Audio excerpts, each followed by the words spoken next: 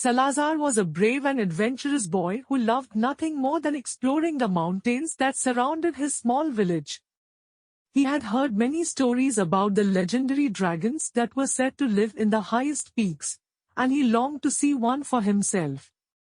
One day, Salazar decided that he would set out to find a dragon. He packed a small bag with supplies and set off early in the morning, determined to reach the top of the mountain before nightfall. He arrived at the base of the mountain and began to climb. As he climbed higher and higher, the air grew colder and the path grew steeper. But Salazar was determined, and he pressed on, eager to catch a glimpse of the mythical creatures. Minutes turned to hours as he climbed. Finally, as the sun began to set, Salazar reached the top of the mountain. He was panting and out of breath, but the breathtaking view was worth it. The entire valley lay before him, stretching out to the horizon.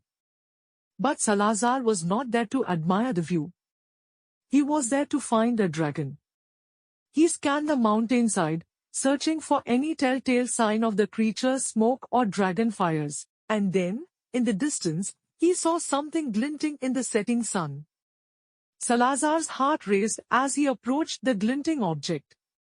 As he got closer, he realized that it was a massive cave entrance filled with smoke, nestled into the side of the mountain. And inside, he could see the faint glow of a fire. He hesitated for a moment, wondering if he should turn back. But his curiosity got the better of him, and he stepped into the cave, which was strangely warm and smelled like charcoal. As his eyes adjusted to the dim light, Salazar realized that he was not alone. There, in the back of the cave, was a dragon. It was the largest and most majestic creature Salazar had ever seen. Its scales shone like gold in the firelight, and its eyes seemed to glow with a fierce intelligence. The dragon sat motionless, transfixed by the fire. Salazar froze, not sure what to do.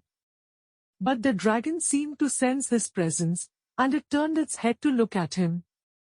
For a moment, Salazar thought he would be burned alive by the dragon's fiery breath. But instead, the dragon simply looked at him with what seemed like curiosity. The boy was of no concern to the dragon. Salazar took a deep breath and stepped forward, approaching the dragon with caution. As he got closer, he realized that the dragon was not menacing at all. In fact, it seemed almost friendly. "Hello," Salazar said, his voice shaking slightly. "I'm Salazar. I'm not here to harm you." The dragon looked at him for a moment and then let out a soft roar. Salazar wasn't sure what it meant, but he took it as a sign of approval. Cautiously optimistic, the brave boy opened up to the dragon. Over the next few days, Salazar and the dragon became fast friends. Salazar learned that the dragon's name was Ember, and that she had lived in the mountain cave for many years, all alone. Salazar was amazed that dragons could talk. Ember told Salazar about her life as a dragon, and how she had once roamed the skies with her kin. But as the years passed, the other dragons had disappeared, and Ember was the last of her kind. Salazar felt a deep sadness for Ember, and he vowed to be her friend for as long as he could. He spent his days exploring the mountain with Ember, discovering new wonders and marvels. Salazar learned that dragon didn't have to eat often, unlike him. Ember helped Salazar find suitable human food.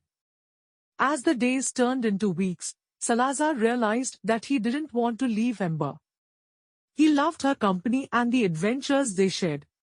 So, he decided to stay with her, in the mountain cave, for as long as she needed him. And so, Salazar and Ember lived happily in the mountain cave, exploring the world around them by day and returning home at night. Then one day after leaving the cave, the two friends never returned. They disappeared without a trace.